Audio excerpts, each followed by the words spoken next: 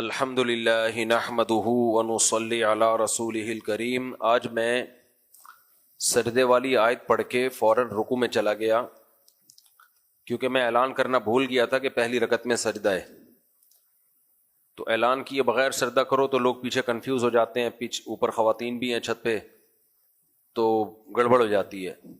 تو مسئلہ یہ ہے کہ سجدے والی آیت پڑھ کے اگر آپ فوراً رکوع کر لیں تو پھر الگ سے سجدے کی ضرورت نہیں رہتی، نماز کے سجدے میں ہی سجدہ ادا ہو جاتا ہے۔ تو یہ جو سامع ہے نا، یہ کہنے لگے کہ آپ نے سجدے والی آیت تلاوت کر کے رکوع کر لیا، پہلے بھی ایسا کیا تھا، میں جاتا ہوں تو 15-20 لوگ مجھے پکڑ لیتے ہیں۔ تو میں نے کہا اگر اگر سجدے میں چلا جاتا نا، یہ اعلان کیے بغیر کہ پہلی رکعت میں سجدہ ہے، اور سجدے میں چلا جاتا تو 25-30 لوگ پکڑتے پھر آپ کو۔ ابھی 15-20 نے پکڑا ہے، پھر کتنے پکڑتے؟ 25-30۔ تو اس لیے یہ 15-20 ٹھیک ہے۔ پھر یہ مجھے کہنے لگے وہ میں گیا تھا، آپ نے پہلے بھی ایسے کیا تھا، 15-20 لوگوں نے مجھے پکڑ لیا۔ تو میں نے ان سے کہا کہ چھوڑ دیا کہ نہیں چھوڑ دیا یہ بتاؤ، تو کیوں بار بار ایک بات؟ 15-20 لوگوں نے پکڑ لی، چھوڑ دیا نا، آرام سے یہاں بیٹھے ہوئے ہمارے سامنے دے، بڑے زبردست سامنے ہیں، یہ دائیں بائیں نہیں ذرا سا بھی جانے دیتا آدمی کو۔ تو اس لیے ٹینشن کو ختم کرو۔ 15-20 لوگوں نے پکڑ کے رکھا ہوا ہوتا تو پھر ہم کہتے بھائی ابھی تو میرے سامنے بیٹھے ہوئے، چاہے 100-200 لوگوں نے بھی پکڑا ہوا، لیکن اگر چھوڑ دیا تو بس ختم ہو گئی کہانی۔ اچھا بھائی، آج ہم نے 14واں پارہ پڑھا ہے رمضان 2025، اور 14ویں پارے میں ہم نے سورہ حجر اور سورہ نحل، ہاں تو چائے بھائی یہ کون سی کمپنی ہے؟ وائٹل والے نا فری پھوکٹ کی چائے پلا رہے ہیں، تو 5 منٹ کا وقفہ کر لیتے ہیں یا بیان جاری رکھتے ہیں، جس نے لینی ہے جا کے بیچ سے جا کے لے آئے، ٹھیک ہے؟ چائے پینی ہے اگر آپ لوگوں نے تو وائٹل والوں نے فری پھوکٹ میں لنگر کھولا ہوا ہے چائے کا، جو جس نے پینی ہے لے آئیں، یہیں بیٹھ کے پی لیں تاکہ فریش رہیں آپ لوگ۔ روزہ کھولنے کے بعد ویسے ہی سستی ہوتی ہے، پھر تراویح ہے، پھر جو ہے وہ بیان ہے، تو تھکاوٹ سی ہوتی ہے۔ ویسے چائے کوئی اچھی عادت ہے نہیں ہے، میں بار بار بتا دوں، جو پہلے سے پی رہے ہیں وہ پیئیں، نئے لوگ شروع نہ کریں۔ اچھی بات ہے، جو نہیں پیتا زیادہ اچھا کرتا ہے۔ اچھا بھائی، کمپنی والے کہیں گے ہماری مشہوری کر رہے ہو یا ہمارا بیڑا غرق کر رہے ہو؟ تو جو پی رہے ہیں وہ پی لیں جا کے، پہلے سے پی رہے ہیں۔ اچھا بھائی، تو آج ہم نے سورہ نحل بھی پڑھی ہے۔ تو سورہ نحل جو ہے، اس میں اللہ نے اپنی نعمتوں کو بہت زیادہ اور بڑے خوبصورت انداز میں بیان کیا ہے، بہت مزہ آتا ہے سورہ نحل پڑھنے میں۔ تو یہ سورہ شروع کی، اللہ تعالیٰ نے فرمایا خلق السماوات والارض، جو اللہ کی نعمتیں اس میں بیان ہوئی ہیں نا، مختصر وہ آیتیں میں پڑھ لیتا ہوں کہ پوری نعمتوں کا تو بیان بہت مشکل ہو جائے گا، سلیکٹڈ آیتیں جو ابھی سامنے آتی چلی جائیں گی وہ پڑھتا رہوں گا۔ یہ سب نعمتیں اس لیے بیان کی جا رہی ہیں کہ سائنسدانوں کے چکر میں پڑھ کے اللہ سے غافل مت ہو جاؤ، پیسے میں، دولت میں، دنیا داری میں۔ بھائی اللہ نے بنایا ہے یہ سب تمہارے لیے، یہ خود بخود نہیں ہو رہا، آٹومیٹیکلی کچھ بھی نہیں ہوتا۔ فرمایا خلق السماوات والارض خلق الانسان من نطفۃ فاذا هو خصیم مبین۔ اللہ کہتے ہیں میں نے تمہیں ایک غلیظ پانی سے بنایا، ایک غلیظ چھوٹا سا قطرہ ہوتا ہے اس سے بنایا، اور کیسا شاہکار، فَإِذَا هُوَ خَصِيمٌ مُّبِينٌ، جھگڑالو اور ڈیبیٹ کرنے والا، بحث کرنے والا۔ بحث کیا کر رہا ہوتا ہے؟ اللہ ہی کے بارے میں بحثوں میں لگا ہوا ہے کہ ہم خود بخود بنے ہیں یا ہمیں کسی نے بنایا ہے۔ بھائی تم پانی کی بوند تھے چند سال پہلے، کروڑوں کھربوں سال میں تھوڑی وہ پانی ایوالو ہوا ہے، بوند تھے، چند دنوں میں اس سے آنکھ، ناک، کان، دل، دماغ، جگر، گردے، پھیپھڑے، ہاتھ، انگلیاں، ناخن، پاؤں، گھٹنے، جوائنٹ، سب بنا کے مارکیٹ میں لایا گیا تمہیں۔ اور اللہ فرماتے ہیں اذا ہوا خصیم، اچانک، اذا کہتے ہیں اچانک جھگڑالو۔ اچانک کا مطلب کیا؟ کہ اس کے اس مادے کو دیکھو تو لگے گا کہ یہ تو سروائیو ہی نہیں کر پائے گا، ایسے ہی کچھ بھی نہیں ہے، لیکن ایسی ذہین مخلوق کہ جھگڑے کرنا شروع۔ اور سورہ یاسین میں اللہ نے کہا جھگڑے بھی کس سے کرتا ہے؟ ہم سے جھگڑا کرتا ہے کہ تو نے نہیں بنایا, ہم خود بخود وجود میں آئے ہیں. اور جو مانتے ہیں اللہ نے بنایا, وہ پھر اللہ کی آیات نہیں مانتے, وہ کہتے ہیں بنا تو دیا دوبارہ نہیں بنا سکتا, اس میں جھگڑا کرنا شروع کر دیتا ہے. تو اللہ نے ایک نعمت بیان کی, دیکھو کیسا شاہکار بنایا. والانعام خلقہا, اس نے صرف انسانوں کو نہیں بنایا, انسانوں کے فائدے کے لیے چوپایوں کو بھی بنا دیا اس نے. ہمارے فائدے کے لیے کس کو بنایا؟ جانوروں کو. اور ڈارون نے کہہ دیا ہم بنے ہی جانوروں سے ہیں. لا حول ولا قوت الا باللہ. ہمارے فائدے کے لیے جانور بنائے, ڈارون نے جانور سے ہمارے باپ دادا کا رشتہ جوڑ دیا. والانعام خلقہا, اس نے جانوروں کو بھی پیدا کیا. یہ بات ضرور ہے, قرآن کہتا ہے یہ جتنے جانور ہیں امم امثالکم, یہ تمہارے جیسے ہیں, تمہاری جنس میں سے ہیں. جنس کا مطلب کیا ہے؟ ان سب کو بنانے میں چند چیزیں کامن رکھی گئی ہیں تاکہ ہمیں ان سے انسیت ہو. سب کی آنکھیں ہوتی ہیں, سب کی ناک ہوتی ہے, اکثر کی ریڑھ کی ہڈی ہوتی ہے, چلتے ہیں, خوراک کی ضرورت سب کو, آکسیجن کی ضرورت سب کو. تو یہ مطلب نہیں ہے کہ یہ جو ہے اب تمہارا کوئی ان سے ریلیشن ہے, ایک بیکٹیریا تھا جس سے سب کچھ بنا دیا. امم امثالکم ضرور ہیں, تمہاری ہی طرح کی مخلوق ہے. ہماری طرح کی کیوں, کچھ مخلوقات ایسی بھی ہیں جو ہماری طرح کی نہیں ہے, وہ ہم وہاں تک پہنچ ہی نہیں سکتے. جنات ہیں اور فرشتے ہیں, وہ سائنس کے دائرہ کار سے ہی باہر ہیں, جو ہم اپنی جنس کی چیزوں کے بارے میں تحقیق کر سکتے ہیں.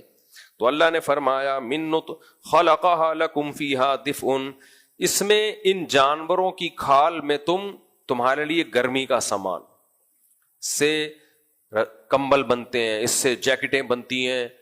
پہلے زمانے میں تو اسی کے ذریعے انسان کو گرمی حاصل ہوتی تھی. وَمِنْهَا تَأْكُلُونَ, ان میں سے کچھ ایسے ہیں جن کو تم کھا بھی جاتے ہو. وَلَكُمْ فِيهِ جَمَالٌ, اور جب یہ ریوڑ لے کے صبح اپنے گھروں سے نکلتے ہو, پہلے کمائی کا یہی ذریعہ تھا, تو اس میں تمہارے لیے ایک جمال ہوتا ہے, زینت ہوتی ہے. وَحِينَ تَسْرَحُونَ, اور جب شام کو یہ ریوڑ لے کے نا بکریوں کا, بھیڑ بکریوں کا صبح چرانے کے لیے نکلتے ہو, شام کو واپس آتے ہو, اس میں بھی تمہارے لیے ایک زینت ہوتی ہے. وَتَحْمِلُ أَثْقَالَكُمْ إِلَى بَلَدٍ لَمْ تَكُونُوا بَالِغِيهِ إِلَّا بِشِقِّ الْأَنفُسِ, ان جانوروں پہ بوجھ رکھ کے دور دراز علاقوں کا سفر کرتے ہو. آپ کہہ سکتے ہیں ہم تو نہیں کرتے, ہم نہیں کرتے, لیکن ہمارے باپ دادا نے کیے ہیں. اگر وہ نہ کرتے تو ہم بھی نہ ہوتے پھر آج, کیونکہ ٹریولنگ نہ ہوتی, تجارت نہ ہوتی, وہ بھی مر چکے ہوتے ہمیں پیدا کرنے سے پہلے ہی. ہماری جدی پشتیوں میں نا انسانیت کی بقا اللہ نے ان جانوروں سے وابستہ کی ہے. پوری دنیا میں جو ملک آباد ہوئے ہیں نا اتنے, یہ یا تو سمندری راستوں سے یا اونٹ کے ذریعے یا گھوڑوں کے ذریعے. تو اللہ فرماتے ہیں ان جانوروں میں والخیل والبغال والحمیر لترکبوها, اسی نے خچر, گھوڑے اور گدھے پیدا کیے تاکہ تم ان پہ سوار ہو. وزینہ, اور اس میں تمہاری زینت ہو. ان سواریوں میں اللہ نے زینت بھی رکھی ہے. آج کا گھوڑا کیا ہے؟ Land cruiser. آج کا گدھا کیا ہے؟ CD70 رکشا. ٹھیک ہے نا, آپ کہہ سکتے ہو رکشے میں تو زینت نہیں ہے. بھائی آپ کو اللہ نے پیسہ دیا ہے اس لیے آپ کو ایسا لگ رہا ہے. جب کوئی شخص رکشا چلانے والا مارکیٹ سے رکشا نکالتا ہے اور بیٹھتا ہے تو وہ ایسے اس کو لگتا ہے جیسے میں چاند پہ پہنچ چکا ہوں. انسان ہمیشہ مقابلہ اپنے جیسوں سے کرتا ہے. رکشے والوں سے پوچھو تمہیں اس میں کتنا فخر ہے. وہ نا پونپ پونپ بجاتے ہیں جن کے پاس رکشے نہیں ہیں, ان کو چڑھانے کے لیے. بھائی غریبوں میں جو بے روزگار ہیں, جو جن کے پاس رکشا نہیں ہے, تو یہ رکشے والے ادھر سے سائڈیں لگاتے ہوئے جاتے ہیں وہاں سے. ان کے لیے زینت کس میں ہے؟ رکشے میں ہے. تو اللہ کہتے ہیں ان سواریوں میں نے تمہارے لیے زینت بھی رکھی ہے. تو سواریاں بھی انسان کی زینت ہیں. اس سے پتہ چلتا ہے کسی کو سواری میں بیٹھ کے اچھا فیل ہو رہا ہے, اپنی گاڑی میں بیٹھ کے اچھا فیل ہو رہا ہے, تو یہ انسانی نیچر ہے, یہ کوئی بری بات نہیں ہے. شو بازی بری چیز ہے, شو تکبر الگ چیز ہے, دوسرے کو نیچا دکھانا, پونپ پونپ کرنا اس کو, ٹھیک ہے, میرے پاس ہے تیرے پاس نہیں ہے, یہ ہے بچکانا حرکت. اور اگر آپ کی زینت کی, دیکھو گھر میں بھی ہم چاہیں اگر گھر ایسا بنا سکتے ہیں کہ سونے کی جگہ ہو اور بس پڑے رہو وہاں پہ سادہ, ابھی وہ مفتی حنیف قریشی صاحب، کیونکہ وہ خود بریلوی مکتب فکر کے ہیں نا، اس لیے بیان کرنے میں کوئی حرج نہیں ہے، انہوں نے بتایا کہ ہمارے ایک بزرگ ہیں جو بہت سادہ ہیں، وہ پتہ نہیں کتنے کروڑوں کے بنگلے میں چٹائی پہ بیٹھتے ہیں سادگی کی وجہ سے. سمجھ میں آ رہی ہے بات؟ وہ بیٹھتے چٹائی پر ہیں کیونکہ مزاج میں کیا ہے؟ سادگی.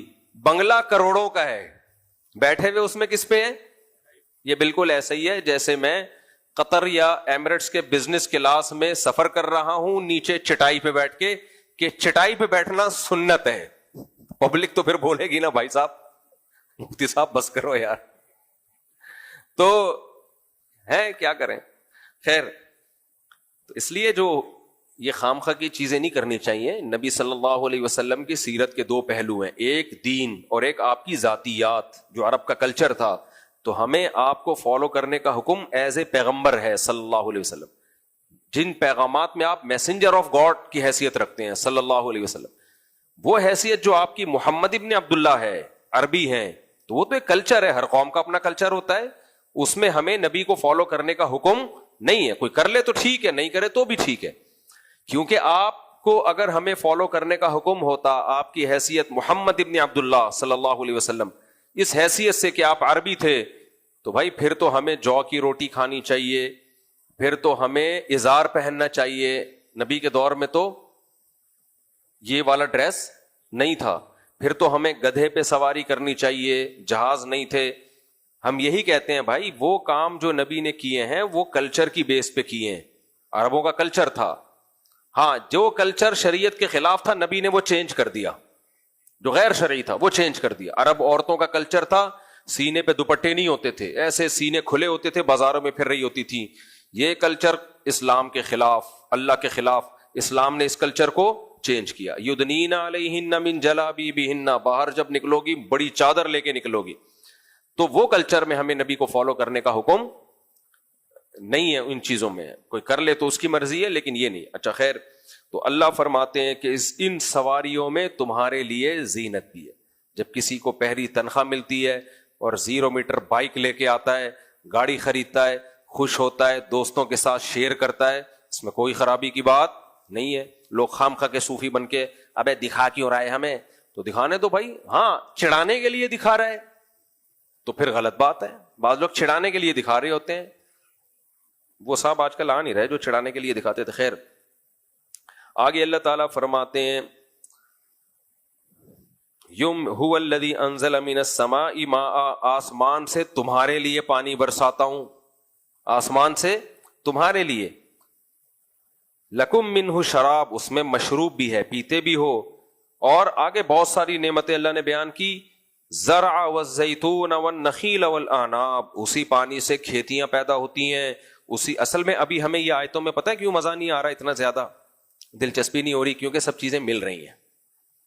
ہم کہہ رہے ہیں کیا باتیں اللہ تعالیٰ قرآن میں لے کے ہم سے کیا خطاب کر رہے ہیں. تمہارے لیے آسمان سے بارش برساتا ہوں جس سے کھیتیاں پیدا ہو رہی ہیں. چبئی ہو رہی ہیں کھیتیاں. مفتی صاحب شادیوں پہ بیان کرو، یہ کیا آپ نے بور بیان شروع کر دیا ہے؟ آپ کہہ رہے ہو اللہ آسمان سے پانی برساتا ہے، کیا پیدا ہوتا ہے اس سے؟ کھیتیاں. والزیتون، زیتون پیدا ہوتا ہے ٹھیک ہے، معلومات ہیں ٹھیک.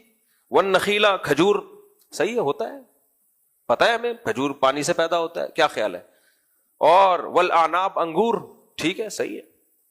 ومن کل الثمرات، ہر طرح کے پھل پیدا ہوتے ہیں، تو ٹھیک ہے ہوتے ہیں. اصل میں مل رہے ہیں ابھی، اس لیے ان آیتوں کی قدر نہیں ہے. جب یہ بند ہو گئے نا، آسمان سے پانی برسنا بند، تو اس کے بعد کیا ہوگا؟ کھجور کے کھیت سوکھنا شروع. ینبت لکم بھی الزرع، کھیتیاں خشک ہونا شروع. کپاس کی فصلیں ختم. ٹیکسٹائل مل والوں کا بیڑا بولو غرق. پھر اس کے بعد اناج، غلہ، گندم، جو، ملٹی گرین آٹا چاہیے. بھائی آٹا ہی نہیں مل رہا مارکیٹ میں. کیوں نہیں مل رہا؟ گندم نہیں ہے. ابے امریکہ سے منگوا لو. بھائی امریکہ میں بھی بارش ختم، بارش ہی نہیں ہو رہی، کہاں سے منگوائیں؟ اس کے بعد پھر ہمیں یہ آیتیں سمجھ میں آئیں گی. اے اللہ، آٹے سے بھی گئے، گھاس پھوس گیا، گوشت گیا، سب کچھ ختم. ایک بارش ہے جس نے زندگیاں دی ہوئی ہیں ہمیں. صرف ایک بارش روک لینا اللہ، تو سارے انسان عاجز آ جائیں گے. پھر وہ چائنا پلاسٹک کے انڈے بنا بنا کے بیچے گا اور کوئی آپشن نہیں ہوگا ہمارے پاس. اور وہ کہاں سے بیچے گا؟ وہ پہلے سچی مچی کے انڈے کھائے گا تو پلاسٹک کے انڈے بنائے گا نا. پلاسٹک کے انڈے کھا کے تھوڑی ان کی مشینوں پہ وہ کام کر سکتے ہیں. تو نتیجہ کیا نکلے گا؟ پھر ہم قرآن کھول کے دیکھیں گے اللہ نے کچھ فرمایا تھا قرآن میں. وہ یہ فرمایا تھا انزل من السماء ماء، میں ہوں جو آسمانوں سے پانی برساتا ہوں جس سے تمہارے لیے کھیتیاں پیدا کرتا ہوں، زیتون پیدا کرتا ہوں، درخت پیدا کرتا ہوں. یہ سب ایک پانی سے پیدا ہو رہے ہیں. یہ کس کی قدرت ہے؟ اللہ کی. انسان بیٹھ کے کیلکولیشن کر رہے ہیں. ایکچولی پانی جب زمین میں جاتا ہے نا تو ایکچولی وہ ایک پروسیس ہوتا ہے جس کی وجہ سے پودا پیدا ہو جاتا ہے. اس پروسیس کا قرآن انکار نہیں کر رہا. وہ پروسیس بیچ میں رکھا کس نے ہے؟ اللہ نے. ایسے خاندانی سافٹ ویئر انسٹال کر دیے بھائی، پانی لگتا ہے اور بیج سینے زمین کا سینہ پھاڑ کے نکل کے باہر آتا ہے. اور کیسی خوبصورت کومپل اور کیسا زبردست آہستہ آہستہ تناور درخت، پھر پھول، پھر پھل. یہ پورا ایک پروسیس ہے جس سے اللہ تعالیٰ بیج کو گزارتے ہیں. آگے اللہ تعالیٰ فرماتے ہیں وَسَخَّرَ لَكُمُ اللَّيْلَ وَالنَّهَارَ، تمہارے لیے اس نے دن اور رات کو بھی مسخر کر دیا. دن بھی تمہاری خدمت کے لیے بنایا اور رات بھی تمہاری خدمت کے لیے بنائی. اگر یہ دن ختم نہ ہو، دن ہی دن ہو، تو دیکھو تمہارا حشر نشر ہو جائے گا. اور اگر راتیں ہوں ختم نہ ہو، آپ کو نے وہ علاقے دیکھے نہیں ہے نا جہاں رات ہوتی ہے تو ختم نہیں ہوتی، کبھی جاؤ اپنے خرچے پہ تو پھر دیکھو ہوتا کیا ہے وہاں پہ. تو یمبت لکم، اللہ فرماتے ہیں رات ہے، والشمس والقمر، سورج بھی تمہاری خدمت میں. آج کل سائنسدانوں نے سورج کے قریب ایک راکٹ کو بھیجا ہوا ہے. بڑی زبردست ویڈیوز آ رہی ہیں. وہ سورج سے جو شعلے نکل رہے ہیں نا، ہزاروں کلومیٹر اوپر تک جاتے ہیں وہ شعلے، اور اس سے جو آوازیں آ رہی ہیں وہ ساری تصویریں ناسا کو وہ مشین بھیج رہی ہے. بول رہی ہے بھائی یہ آگ کا گولا ہے، ٹھیک ہے، اتنا 9 لاکھ گنا بڑا زمین سے. زمین کو سیکنے کے لیے اللہ نے بنا دیا، مجھے اور آپ کو روشنی دینے کے لیے. اتنی انرجی، پتہ نہیں کہتے ہیں کتنے سینکڑوں ایٹمی دھماکے. جو ہم ایٹم بم پھاڑتے ہیں نا جس سے پورا ناگاساکی تباہ ہو گیا تھا، ایسے کتنے دھماکے روزانہ ہو رہے ہیں اس میں، اور انرجی بن رہی ہے اور لائٹ پیدا ہو رہی ہے اس سے. اور وہ اس کائنات کا ایک چھوٹے سے ذرے کا ذرہ ہے وہ سورج. تو اللہ فرماتے ہیں تمہاری خدمت میں لگا دیا سورج کو اور چاند کو. والنجوم مسخرات بامرہ، اور جتنے ستارے ہیں وہ بھی انسان کی خدمت کے لیے. کیسے ہیں ہمیں نہیں پتا، اللہ بہتر جانتا ہے. ان فی ذلک لآیات لقوم یعقلون، اس میں بڑی بڑی نشانیاں ہیں ان لوگوں کے لیے جو عقل سے کام لیتے ہیں. دل سے کام لیتے ہیں یہ نہیں فرمایا، کیونکہ خواہشات کی طرف چلا جاتا ہے دل. عقل سے کام لیتے ہیں. آگے اللہ فرماتے ہیں وَمَا ذَرَأَكُمْ فِي الْأَرْضِ مُخْتَلِفًا أَلْوَانُ، زمین میں اس نے جو کھیتیاں تمہارے لیے پیدا کی ان کے رنگوں میں کتنا اختلاف ہے. کلر دیکھ لو ان کے، ایک کوئی انتہائی سرخ، کوئی گرین چینل. سبزیوں میں بھی ہر طرح کے فرقے ہیں، ٹھیک ہے نا. ان کے ذائقوں میں اختلاف دیکھو کتنا زیادہ ہے.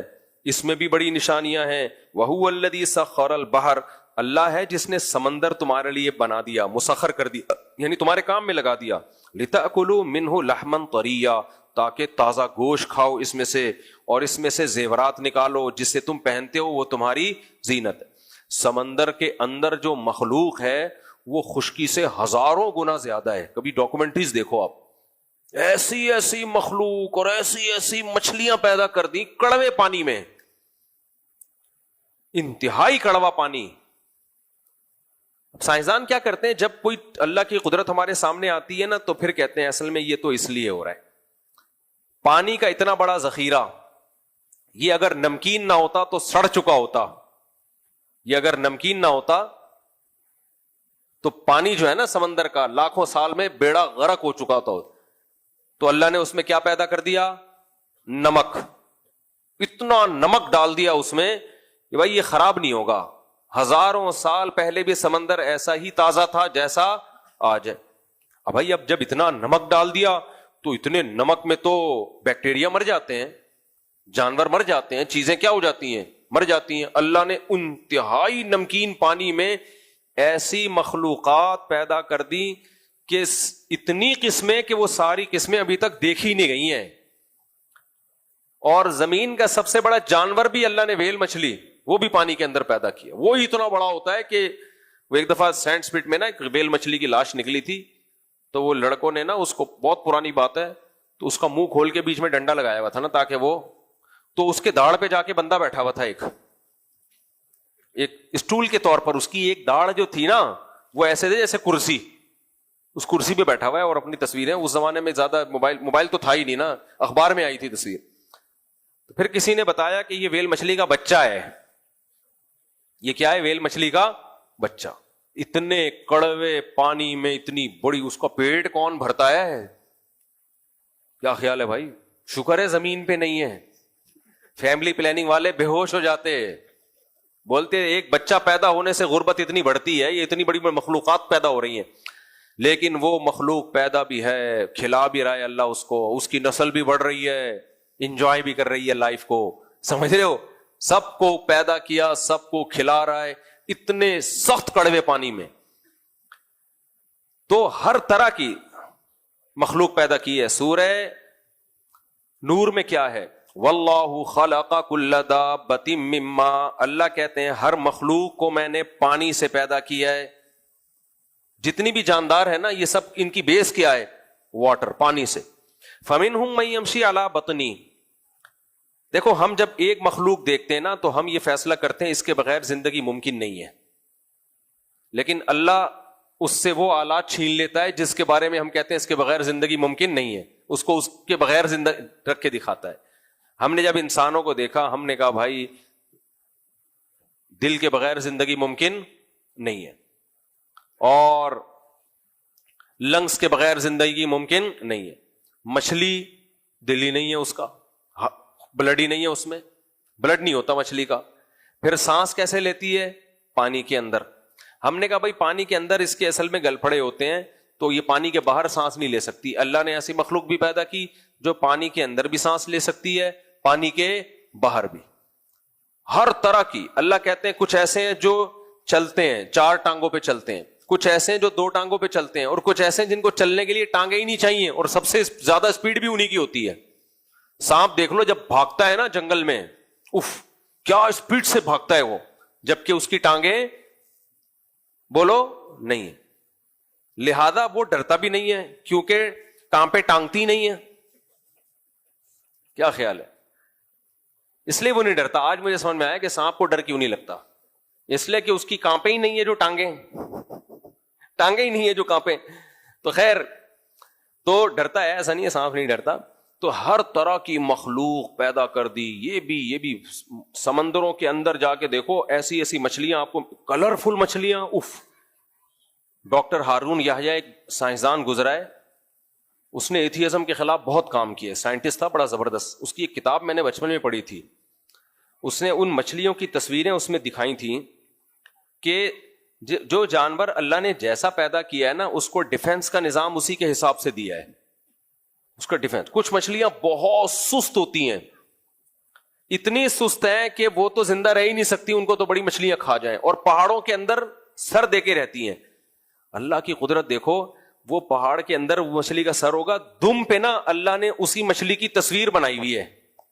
اس تصویر سے مچھلیاں دھوکا کھاتی ہیں کہ یہ ہماری طرف دیکھ رہی ہے, ہم اس پہ اٹیک نہ کریں. سمجھ میں نہیں آ رہی بات بھائی. کسی کے پیچھے سے اٹیک کرنا آسان ہوتا ہے نا, اس کو ڈیفنس کا موقع ملے گا نہیں. اب یہ مچھلی کی فطرت ہے منہ دینا کسی چٹان میں, تو اب اس کی دم باہر ہوتی ہے, اس کو تو بڑے آرام سے نوالا بنایا جا. بڑی مچھلی آئی پیچھے سے اٹیک کرے اور سمجھے کہ بھائی یہ تو دفاع کر نہیں سکتی, بالکل مچھلی کے چہرے جیسی تصویر اس کی دم پہ بنی ہوئی ہے, اور اس کو مچھلیاں دیکھ کے ڈر رہی ہو کہ نہیں تو ہمیں دیکھ رہی ہے, حالانکہ وہ اس کو پتا بھی نہیں کہ اللہ نے میری دم پہ بنائی ہوئی ہے تصویر. یہ بھی ایک قسم ہے مچھلیوں کی, آپ نیٹ پہ سرچ کریں گے آ جائیں گی سامنے. اور بھائی یہ ڈیفنس کا نظام خود بخود وجود میں نہیں آ سکتا, خود بخود وجود میں نہیں آ سکتا. آپ نے دیکھا ہوگا بہت سے کیڑے ایسے ہیں جو ذرا سا خطرہ بھانپتے ہیں ایک دم گھننے بن کے پڑ جاتے ہیں, دیکھا ہوگا نا آپ نے. یہ کیوں ہے؟ جتنے شکاری جانور ہیں نا زیادہ تر وہ ہلتی ہوئی چیزوں پہ اٹیک کرتے ہیں, تو اللہ نے ان کو ڈیفنس کا یہ نظام دیا کہ جہاں خطرہ ہو نا تم ایسے بن جاؤ جیسے مردہ پڑے ہوئے ہو, تو وہ جانور چھوڑ دیتا ہے پھر ان کو, وہ کہتا ہے یہ تو مرا ہوا ہے. تو یہ کہاں سے میرے بھائی، یہ خود بخود نہیں ہو سکتا. کچھ ایسے ہیں یہاں سے اٹھا کے تیر نکال کے ارطغرل کی طرح پھینک رہے ہوتے ہیں. وہ جنگلی چوہے ہوتے ہیں نا، تیر نکال کے فائر کرتا ہے باقاعدہ. ابھی میں افریقہ کے جنگلوں میں جب تھا تو وہاں ایک جانور دیکھا، اس کو پتہ نہیں کیا کہتے ہیں، واٹر کر کے کچھ. وہ کیا کرتا ہے، اس کو پانی بہت چاہیے، پانی کے قریب رہتا ہے، پانی کے قریب رہے گا تو شکار بہت ہوگا اس کا. تو اس کو اللہ نے ڈیفنس کا یہ سسٹم دیا ہے، شیر جب اس کے پیچھے بھاگتا ہے نا تو وہ پیچھے سے پیشاب مارتا ہے زور سے. وہ اتنا بدبو دار پیشاب کی پچکاری مارتا ہے کہ شیر اس کی بدبو دیکھ کے غائب ہو جاتا ہے وہاں سے. یہ اللہ نے اس کو ڈیفنس کا نظام دیا. ایک تو بڑا ہی عجیب منظر دیکھا میں نے، شیروں کی کچھار تھی، وہ جا رہے تھے کہیں شکار کرنے، آگے ہرن تھا، پیچھے سے سیٹی کی آواز آئی مجھے، جیسے وہ نہیں کراچی کے لونڈے لپاڑے کر کے سیٹی مار رہے ہوتے ہیں، بالکل ایسے آواز آئی. شاید یہ میں نے ولاگ میں بھی بنایا ہے، ویڈیو بھی میں بھی دکھائی ہے، وہ سیٹی سنائی ہے. میں حیران، یہ سیٹی کہاں سے آ رہی ہے بھائی؟ یہ کون ہے اتنا ایکسپرٹ یہاں جنگل میں سیٹی مار رہا ہے؟ کوئی نظر نہیں آیا. پیچھے دور ایک ہرن کھڑا ہوا ہے، حالانکہ ہرن میں سیٹی کی کوئی آواز نہیں ہوتی، لیکن وہ کیا کر رہا ہے، وہ اپنے ساتھیوں کو سیٹی مار کے خبردار کر رہا ہے کہ ہوشیار ہو جاؤ، تم پہ اٹیک ہونے والا ہے. ایسی سیٹی مار رہا ہے بھائی دور کھڑا ہو کر بار بار. کیا نظام ہے یار! یہ سیٹی بھی ایوالو ہو کے خود بخود اس کو اتنی عقل آ گئی کہ میں نے اپنے دوستوں کی حفاظت بھی کرنی ہے، کل مجھ پہ بھی یہ دن آ سکتے ہیں. تو کیا پورا ایک بھائی مینجمنٹ ہے، یہ آٹومیٹیکلی نہیں ہو سکتا. جلدی میں آیتوں کو ترجمہ کر دیتا ہوں. اللہ فرماتے ہیں کہ تم تازہ گوشت کھاتے ہو سمندر سے. مچھلی کو اللہ نے لحمن طریہ کہا ہے. اس سے صاف پتہ چلتا ہے کہ مچھلی کھانے سے موٹاپا نہیں آتا اور آدمی کی فریشنس برقرار. مچھلی یوں ہی ہوتی ہے نا، کھاؤ گے تو تم بھی کیسے ہو جاؤ گے، یوں ایسے پھرتیلے ہو جاؤ. ہم جو کھا رہے ہیں روٹی کھا رہے ہیں. میں نے بڑی تحقیق کی ہے روٹی پہ، اپنے ذات پہ بھی. میں میڈیکل سائنس کی باتیں نہیں بتاتا، میں درس پہ فوکس کروں گا. بس ایک بات بتا کے آگے چلتا ہوں، میرے تجربوں سے فائدہ اٹھاؤ. روٹی کھانا چھوڑ دو اس زمانے میں. جو کی روٹی کھا لو، بیسن کی روٹی کھا لو، ملٹی گرین آٹا مکس کر کے کھا لو، روٹی چھوڑ دو آپ. سارے فساد کی جڑی آج کل کی گندم ہے. آج میں نے افطاری میں روٹی کھائی ہے بڑے دنوں کے بعد، بہت دنوں کے بعد. اتنی سستی تھی نا افطاری کے بعد، اتنی سستی تھی. حالانکہ مجھے نیند کی کمی نہیں تھی، یعنی میں پراپر وے نیند پوری کر چکا تھا، اٹھا ہی نہیں جا رہا تھا. نماز پڑھ کے گیا ہوں منزل سنانے کے لیے، سناتے سناتے سو گیا. بچے کو قرآن سناتا ہوں نا، جو تراویح میں پڑھانا ہوتا ہے، وہ سناتے سناتے سو گیا. پھر اٹھ کے بیٹھا، پھر بستر پہ لیٹا، پھر آنکھ. یہ سب کس کی بدماشی ہے؟ یہ گندم کی بدماشی. گندم پیٹ میں اتری اور سستی آنا شروع، کیونکہ اس میں کاربوہائیڈریٹ بہت زیادہ ہے، نشاستہ بہت زیادہ ہوتا ہے. تو اب وجہ سمجھ میں آئی، ہمارے نبی نے ساری زندگی جو کیوں کھائی ہے. جو میں یہ کارب کم ہے.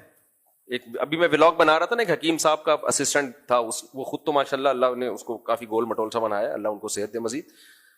تو کہہ رہا تھا حکیم مرسلین کہا کرتے تھے جو کھاؤ. گھوڑا جو کھاتا ہے پھر دیکھو کیسے بھاگتا ہے.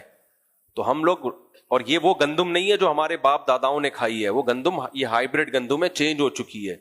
اس لیے میں تو یہ مہم چلا رہا ہوں، گندم سے جان چھڑاؤ. میں بھی کوشش کر رہا ہوں. آج کھائیے کافی دنوں کے بعد نا، سحری میں کھا لیتے ہیں ہم، لیکن افطاری میں تو بھائی کھاؤ تو بس تراویح نہیں پڑی جائے گی پھر آپ سے. تو اس سے جان چھڑاؤ. اس میں کوئی سرخاب کے پر نہیں لگے ہوئے آج کل گندم میں. اور دوسری بہت ساری چیزیں، چنے کھا لو، کالے چنے، سفید چنے، 20 قسم کی چیزیں کھا لو اپنے خرچے پہ. یہ اپنے خرچے پہ بولنا ضروری ہے، لوگ پھر آ جاتے ہیں پیسے مانگنے. اچھا میرے بھائی، اللہ کہتے ہیں تم مچھلی نکال کے کھاتے ہو تازہ، تو ویجیٹیرین اس نعمت سے محروم. وہ مچھلی بھی نہیں کھاتا، وہ پاپڑ کھاتا ہے خالی. ٹھیک ہے نا. اللہ فرماتے ہیں وَتَسْتَخْرِجُونَ مِنْهُ حِلْيَةً تَلْبَسُونَهَا، اور ہیرے موتی نکالتے ہو، زیور کی چیزیں نکالتے ہو جو تم پہنتے ہو. تم سے مراد تمہاری عورتیں. تو اس سے بھی پتہ چلتا ہے زینت بھی انسان کی فطرت ہے. اللہ نے اس کو بھی نعمت کے طور پہ ذکر کیا.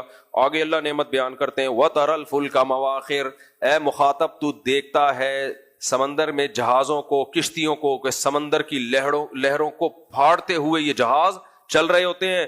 لِتَبْتَغُوا مِنْ فَضْلِهِ، تاکہ تم اللہ کی روزی تلاش کرو. آج سمندر کی تجارت بند ہو گئی نا تو بھی ہمیں فاقے آنا شروع ہو جائیں گے.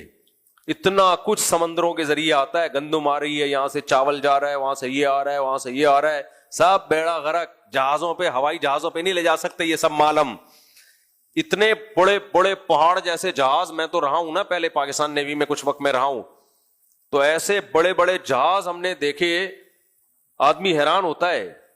اس میں ہمیں یہ کنٹینر ایسے لگ رہے تھے جیسے ماچس کی ڈبیاں رکھی ہوئی ہیں چھوٹی چھوٹی. تو کتنا زیادہ مال سمندر کے راستے ایک ملک سے دوسرے ملک ہم ٹرانسفر کر دیتے ہیں.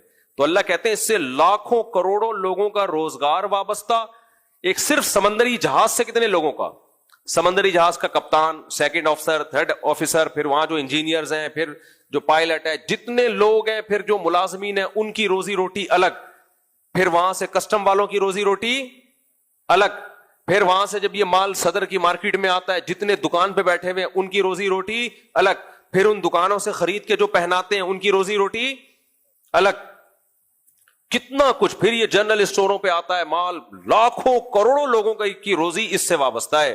اللہ کہتے ہیں یہ سمندر کس نے بنایا تمہارے لیے؟ اگر یہ خشکی ہی ہوتی تو یہ نہ ہوتا. یہ ایسے خشکی اگر ہوتی, بائی روڈ ہم امریکہ جا رہے ہوتے آٹے کی بوریاں لے کے, راستے میں انتقال ہو چکا ہوتا, ہمارا انتقال ہو جاتا ہمارا. تو اللہ فرماتے ہیں لِتَبْتَغُوا مِن فَضْلِهِ وَلَعَلَّكُمْ تَشْكُرُونَ, تاکہ تم شکر کرو میرا. ہم نے یہ سب چیزیں پڑھ کے ہم کیا کیا, ہم نے پوری سائنس پڑھ لی ہم نے, لیکن خدا کا شکر ادا نہیں کیا ہم نے. آگے اللہ فرماتے ہیں وَالْأَلْقَى فِي الْأَرْضِ رَوَاسِيَ أَن تَمِيدَ بِكُمْ, زمین میں بڑے بڑے پہاڑ ڈال دیے تاکہ زمین کا بیلنس خراب نہ ہو. وَسُبُلًا, اور اس نے نہریں بنا دی, دریا بنا دیے. کہاں کہاں سے پانی نکل رہا ہے, پہاڑوں کے اوپر سے پانی نکل کے آ رہا ہوتا ہے, وہاں تک پانی پہنچا دیا اللہ نے, پوری زمین کو آباد کر دیا. اور سبلن, راستے بنا دیے تاکہ تمہیں سیدھا راستہ ملے. ایسی بھی کھنڈرات زمین بن سکتی تھی, کھنڈروں پر مشتمل کے ٹریک ہی نہ بنا سکتے ہم اس میں, ایسا بھی ہے. وعلامات وبالنجم هم يهتدون, فرمائے ستاروں سے تم راستے معلوم کرتے ہو. افمن يخلق كمن لا يخلق, اللہ کہتے ہیں بتاؤ جس نے سب کچھ بنا دیا وہ اور وہ جس نے کچھ بھی نہیں بنایا, دونوں برابر ہو سکتے ہیں؟ ہم مخلوق کو وہ حق دے رہے ہوتے ہیں جو خالق کو دینا ہے.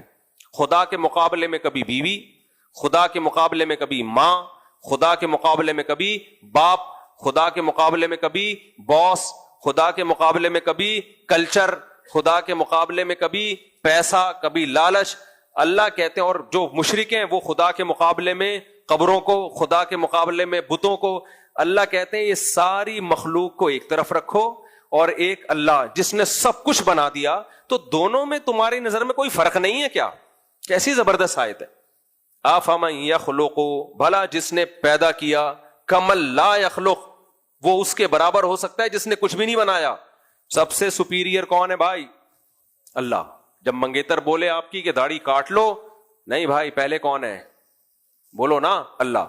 شوہر بیوی کو بولے پردہ چھوڑ دو, پہلے کون ہے بھائی؟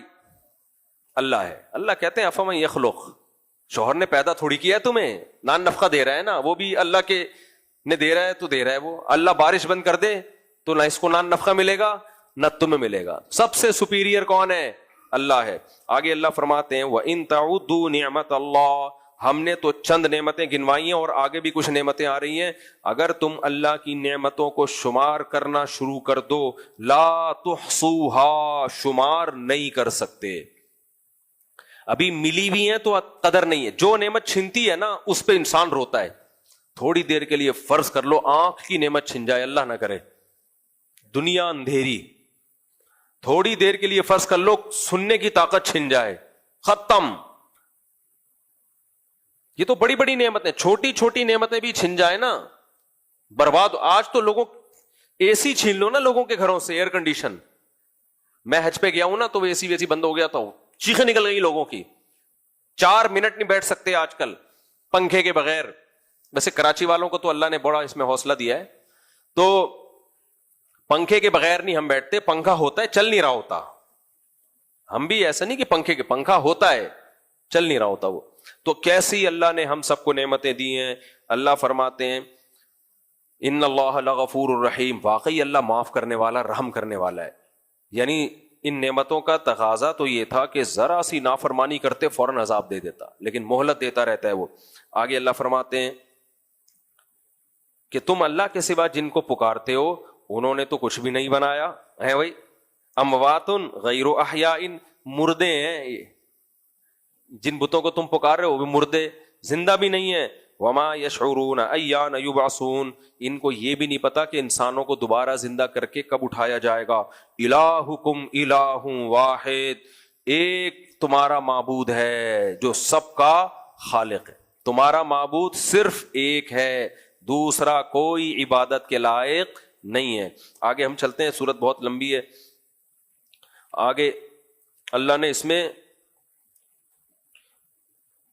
جگہ جگہ بہت زیادہ نعمتوں کا تذکرہ ہے. فرمایا ان لکم فی الانعام لعبرہ, اس تمہارے لیے جانوروں میں بھی عبرت کا سامان. نسقیکم مما فی بطونہ من بین فرث ودم, ان کے گوبر اور خون سے ہم بیچ سے دودھ نکالتے ہیں. کھلاتے کیا ہو؟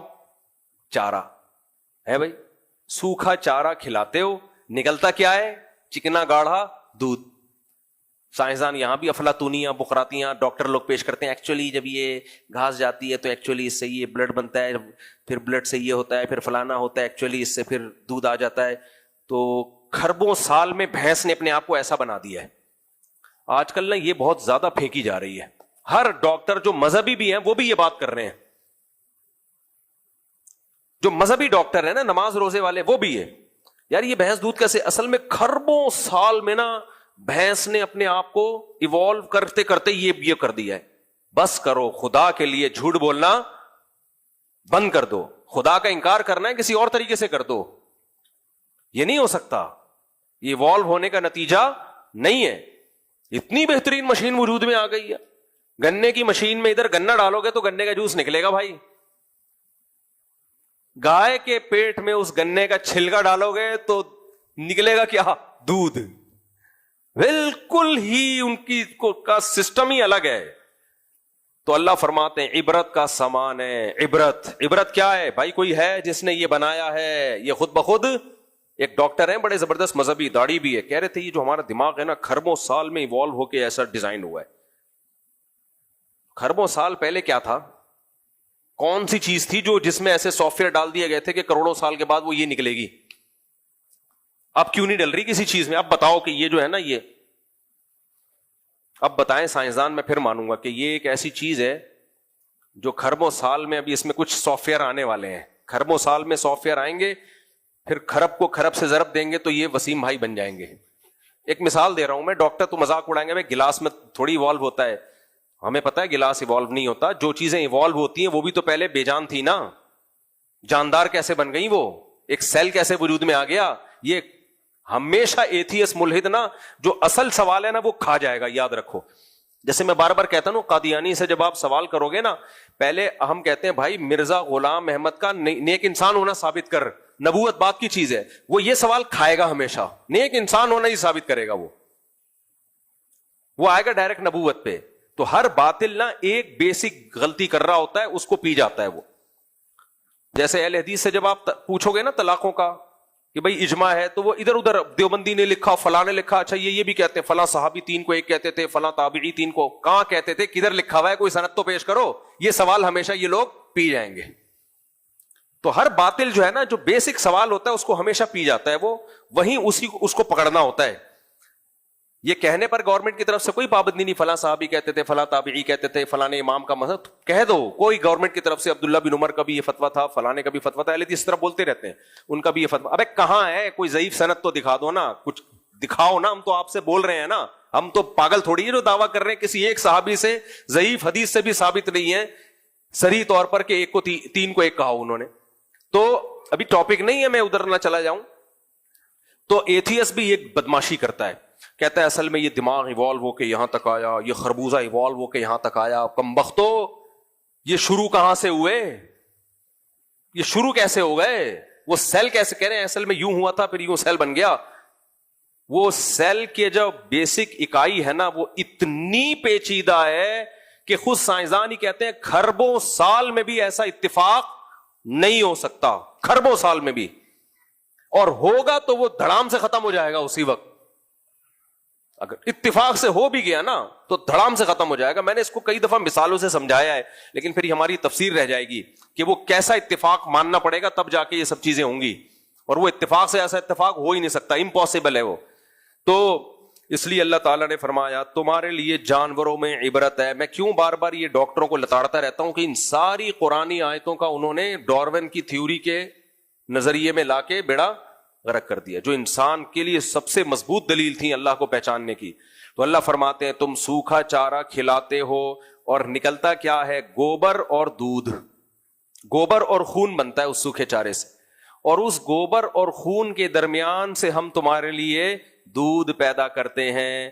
وہ کتنا مزے کا, خالصاً, اللہ کہتے ہیں اس میں نہ گوبر کی بدبو نہ گوبر کی رنگت, اور نہ اس میں پیشاب کی بدبو نہ پیشاب کی رنگت, اور نہ خون کی بدبو نہ خون کی رنگت. اور جب یہ تو اس کا کلر ہے, اور مزے کا کتنا ہوتا ہے, سائغ للشاربین, پینے والوں کے حلق میں پھسلتا چلا جاتا ہے, مزے کا اتنا ہوتا ہے. اس سے یہ بھی پتا چلا دودھ بھی پینے کی چیز ہے. جس چیز کی قرآن تعریف کر رہا ہے اس کو چھوڑو نہیں. آج کل یہ بھی نئی نئی رپورٹیں آ رہی ہیں دودھ نہیں پینے چاہیے, ایکچولی کر کے نا ڈرامے بازی. ہاں یہ ضرور ہے کہ دودھ اس طریقے سے پیو جس طرح نبی نے پیا ہے. نبی نے دودھ کھانے کے طور پہ استعمال کیا ہے. ایسا نہیں ہے کہ ہم 2 پراٹھے کھائیں اس کے بعد 1 گلاس دودھ پئیں. یہ والا دودھ اسلام میں ثابت نہیں ہے. میں نے دودھ کے بارے میں جتنی حدیثوں کی تحقیق کی, جتنی حدیثیں نکالی, اس پر ایک بیان بھی دیا تھا. ایک ہاسپٹل میں میرا ڈاکٹروں میں بیان تھا. تو جتنی حدیثیں ہیں نا ان میں ہمیں ملتا ہے چند باتیں دودھ میں آپ کو رکھنی پڑیں گی سامنے. سب سے پہلے دودھ تازہ ہونا چاہیے, بلکہ اس سے بھی پہلے دودھ آرگینک. بکری چرتی ہوئی, گھومتی ہوئی, پھرتی ہوئی, دھوپ میں پھرے, وہ بھینس گائے دھوپ میں چلتی پھرتی. ہم کیا کرتے ہیں, اب ہمارے ایک دوست ہیں ان کی گائے دودھ ایسا دیتی ہے جیسے چینی ملائی ہوئی ہے دودھ میں. آپ نے, میں نے دیکھا وہ کھلا کیا رہے ہیں, کیک اور پیسٹریاں کھلا رہے ہیں اپنی گائے کو. بیکری میں جتنا آئٹم رات کو بچا ہوا ہوتا ہے سارا ان کے باڑے میں آتا ہے, اور گائے کھاتی ہے, اور دودھ میں اس کی خوشبو آ رہی ہوتی ہے, اور لوگ وہیں سے دودھ لیتے ہیں. یار اس کا دودھ بغیر چینی کے اتنا ٹیسٹی. کیک کھلا کے جب دودھ نکالو گے تو یہ والا دودھ نہیں ہے, یہ جو قرآن میں لکھا ہوا ہے نا یہ والا دودھ, بولو نہیں بھائی. دودھ تو چرنے والی, حدیث میں بھی حکم ہے کہ چرنے والی گائے کا دودھ پیا کرو. تو اس پہ میں نے حدیث کا پورا ریفرنس ایک بیان میں نے بیان کیا تھا کہ چرنے والا جانور, نبی کے دور میں اونٹ چرتے تھے, کھلے پھرتے تھے, جڑی بوٹیاں کھاتے تھے, بکری بھی گائے بھی. آج جو ہم لوگ ہیں وہ پراٹھے کھلا رہے ہیں بکری کو, گائے کو. ونڈے نا آج کل نیٹ پہ, یہ ونڈا کھلاؤ بھینس موٹی ہو جائے گی, دودھ ایسا وہ تو ہو جائے گی موٹی, اور پہلے اور کم موٹی ہے پہلے. اور پھر دودھ اس کا گاڑا کے نا چکر میں پڑا کریں. جتنا دودھ گاڑا ہوگا اتنا فیٹ اس میں زیادہ ہوگا, منرلز کم ہوں گے, فیٹ زیادہ ہوگا. دودھ گائے, پنجاب کی گائے کا دودھ میں کم ذائقہ ہوتا ہے لیکن صحت کے لیے اچھا ہوتا ہے. چرتی ہے, دھوپ میں پھرتی ہے, گھاس کھاتی ہے. ایک بات تو یہ. دوسری بات یہ کہ دودھ بالکل فریش اور تازہ. میرے علم میں کوئی ایسی حدیث نہیں ہے نبی نے بوائل کر کے دودھ پیا ہو, ابال کے. ہم جب دیر سے دودھ پیئیں گے, رکھ دیں گے اس کو, تو بوائل کرنا پڑے گا ہمیں, جرمز بہت تیزی سے آتے ہیں اس میں. تو دودھ فوراً ادھر نکالا ادھر پیا, اس طریقے سے دودھ پیئیں آپ. تیسری چیز کہ ہمیں حدیثوں میں جو ملتا ہے, نبی صلی اللہ علیہ وسلم نے شدید بھوک میں دودھ پیا ہے, اور کھانے کی جگہ. اور یہ صحیح حدیث سے بھی یہ بات ثابت ہے. آپ نے فرمایا دودھ وہ کھانا ہے جو کھانے اور پینے دونوں کے قائم مقام ہے. کھانے کی ضرورت بھی پوری کرتا ہے اور پینے کی ضرورت بھی پوری کرتا ہے. جبکہ ہم دودھ کو ایک مشروب کے طور پہ لیتے ہیں, ڈرنک کے طور پہ لیتے ہیں. حدیث سے پتا چلتا ہے ڈرنک بھی ہے لیکن یہ کھانا ہے, لنچ ہے, یہ ڈنر ہے, یہ ناشتہ ہے, بس ٹوٹل یہی ختم. تو اس طرح سے پیئیں گے تو فائدہ ہوگا. اب اس طرح ہم لوگ جیسے کہاں پی سکتے ہیں, ہمیں تو توند بھرنی ہے, بھوک لگ رہی ہے, تو پہلے ہم پراٹھے وراٹھے پھوڑ پاڑ کے, ڈبل روٹیاں پھوڑ دی, پراٹھے پھوڑ دیے, پیزے پھوڑ دیے, برگر پھوڑ دیے. اس کے بعد حکیم صاحب نے کہا 1 گلاس دودھ پی کے سونا چاہیے. اب نہیں پینا چاہیے, اب بربادی کے علاوہ کچھ بھی حاصل بولو نہیں ہوگا. اچھا چوتھی چیز, کتنی 3 نمبر ہو گئے نا, اس پہ ایک الگ سے کلپ بنا کے چلا دینا. چوتھی چیز, اس میں چینی نہیں ڈالنی ہے. بچوں کو بچپن سے دودھ میں چینی ڈال کے عادی بناتے ہیں. نبی نے شہد بھی نہیں دودھ میں ڈالا, بلکہ دودھ شہد میں ڈال کے پیش کیا گیا تو آپ نے ناپسند کیا اس کو. وہ تو خیر ایک آپ کی طبیعت میں دنیا سے بے رغبتی بھی تھی. اب یہ تو ڈاکٹر سے پوچھیں شہد ڈالنے کے نہیں آنا, لیکن جو حدیث میں ہے خالی کیا, خالی دودھ, بس وہی کھانے کی جگہ, بس ختم. جب آپ کو بہت شدید بھوک لگ رہی ہے, دودھ پیا, پیٹ بھر لیا, ختم. بس یہ پورا آپ کا لنچ ہو گیا, آپ کا ڈنر ہو گیا, تو پھر فائدہ ہوگا. ایسے کون پیتا ہے میرے بھائی؟ اور حقیقت میں بتاؤں, آپ ایک دفعہ اس کی عادت ڈال دو, مزہ نہ آئے پیسے واپس. ابھی یہاں ایک جاننے والے تھے, ان کے ابا 100 سال سے بھی زیادہ میں فوت ہوئے ہیں. وہ یہی کرتے تھے, شدید بھوک میں اتنا دودھ پیتے بس ختم, اس کے بعد کچھ نہیں کھانا پینا انہوں نے.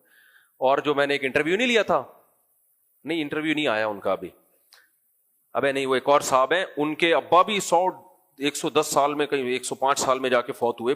ارادہ ہی نہیں تھا ماشاءاللہ ان کا فوت ہونے کا, بڑی عمر, حکیم تھے وہ. وہ کیا کرتے تھے, صبح بس انڈے اور دودھ بس, اور پھر کچھ بھی نہیں کھانا.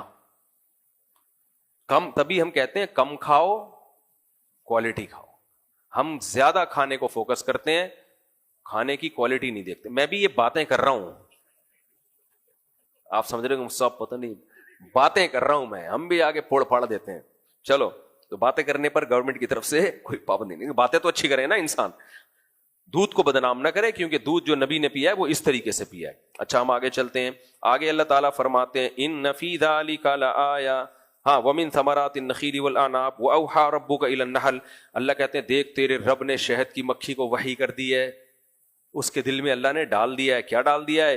ان اتخذی من الجبال بیوتا, کہ پہاڑوں پر تو اپنا گھر بنا. ومن الشجر, درختوں پہ چھتا جو بناتی ہے, یہ ایوالو ہونے کا نتیجہ ہے بھائی. کھربوں سال میں اس نے یہ سیکھ لیا. ہم یونیورسٹیوں میں 4 سال بعد نہیں سیکھ پا رہے ہیں, اتنی سی کھوپڑی میں کروڑوں سال. تو ایسا نہیں ہے, پہلے دن سے ہی اللہ نے اس کو یہ پیدا ہی ایسے کی ہے کہ یہ اسی طرح اپنے آپ کو سروائیو کرے گی. اسی طرح بنایا ہے اللہ نے اس کو. کیسے چھتا بناتی ہے 6 کونوں والا, کیسا فیملی سسٹم ہے, ملکہ مکھی اور مزدور مکھی, پوری اس پہ تو کتابیں لکھی ہیں سائنسدانوں نے, پورے گروپ کی شکل میں رہتی ہے. اللہ فرماتے ہم نے اس سے کہا کہ تو جا کے کلی من کل الثمرات, اے مکھی ہر طرح کے پھلوں کا رس چوسنا. فسلکی سبل ربک ذللا, اور تو بائے ایئر جتنے لمبے راستے طے کرے گی تیرے رب نے وہ راستے مسخر کر دیے ہیں. راستے نہیں بھولے گی تو, اتنی دور دور نکلتی ہے نا مکھی, انہی ٹریک پہ چلتی ہوئی واپس آتی ہے. یہ کیسے سیکھ لیا اس نے کروڑوں سال میں؟ کوئی نہ کوئی لاجک یہ پھینک دیں گے سائنسدان لوگ. یہ کہیں گے ایکچولی پہلے وہ آتی تھی تو راستے میں ہلاک ہو جاتی تھی, تو بہت ساری مکھیاں ہلاک ہو گئیں, ایک پہنچنے میں کامیاب ہوئی تو پھر اس کے دماغ نے خود بخود اگلی نسل میں یہ نالج شیئر کر دی. ہمارا بچہ انجینئر بن جاتا ہے, اگلی نسل میں وہی پکوڑے ہی بیچ رہا ہوتا ہے. وہ کیا خیال ہے؟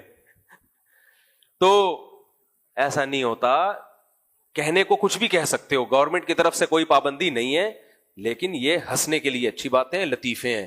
اتنا بڑا شہد کی مکھی کا پورا ایک سیٹ اپ چل رہا ہے.